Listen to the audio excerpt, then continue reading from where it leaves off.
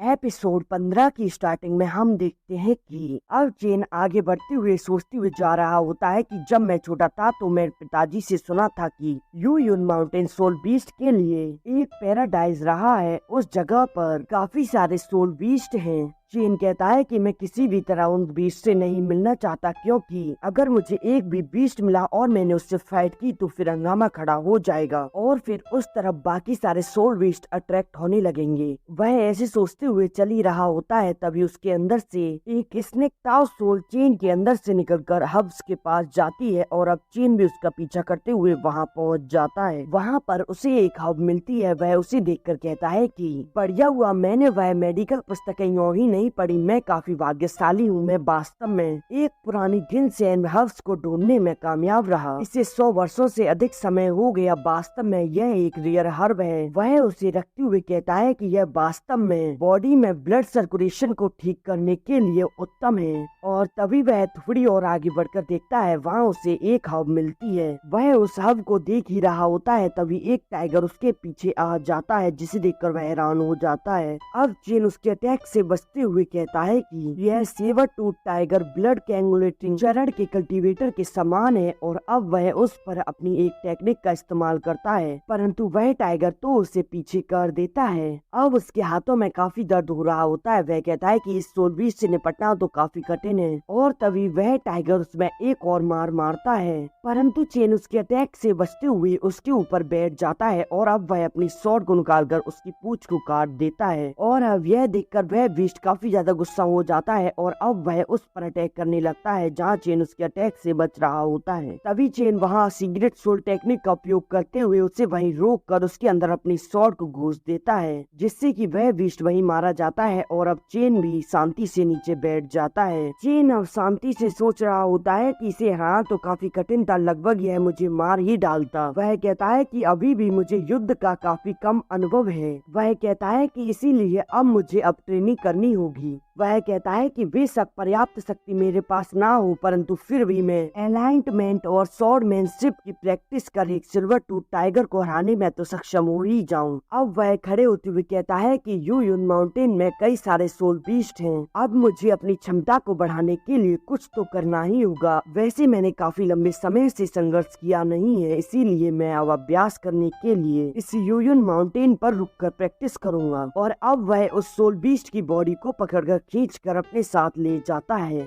अब हम रात का समय देखते हैं, जहां वह बैठकर प्रैक्टिस कर रहा होता है और उसके सामने उसका खाना पक रहा होता है। वह कहता है कि हालांकि मेरी मेडिकल तासोल में अधिक आक्रामक शक्ति नहीं है, परंतु मैं इस माउंटेन से मिली चीजों को बाजार में बेचकर काफी सारे पैसे प्राप्त कर सकता हूँ। और अब वह अपने सामान को अपने पास रख कर आगे की ओर निकल जाता है। अब उसे आगे बढ़ते हुए सुबह हो जाती है और अब वह आगे बढ़ ही रहा होता है, तभी उसके सामने एक पेड़ गिरता है और वह तभी वहाँ छुपते हुए देखता है कि यहाँ क्या बात है। वह देखकर कहता है कि अरे यहाँ तो दो सोल बीस्ट आपस में लड़ रहे हैं। वह उन्हें देखकर कहता है कि यह तो थर्ड क्लास के हैं, अगर मैं उन पर छुपकर हमला भी करूँ तो भी मैं उन्हें नहीं मार पाऊंगा। और तभी वह सोल बीस्ट लड़ते हुए उसकी तरफ आ रहे होते हैं। यह देखकर वह वहाँ मुंह नीचे कर और हाथ जोड़कर कहता है कि कृपया यहाँ मत आओ, तुम्हें लड़ना है तो कहीं और जाओ। तभी वह सोल बीस्ट उसके ऊपर से होकर जाते हैं और अब वह उन्हें देखकर कहता है कि फाइनली मेरी जान तो बच ही गई।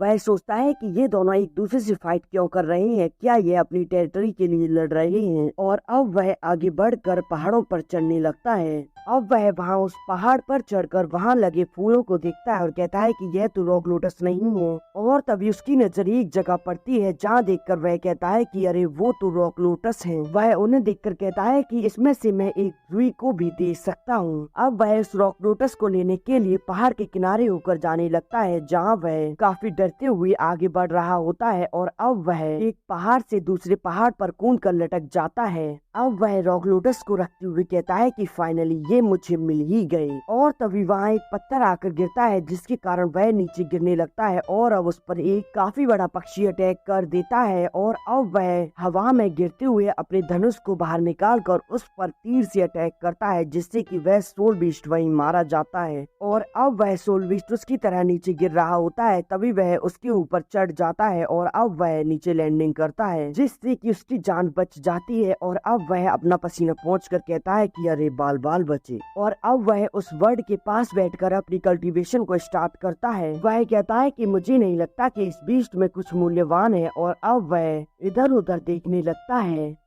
यह एपिसोड यहीं एंड हो जाता है।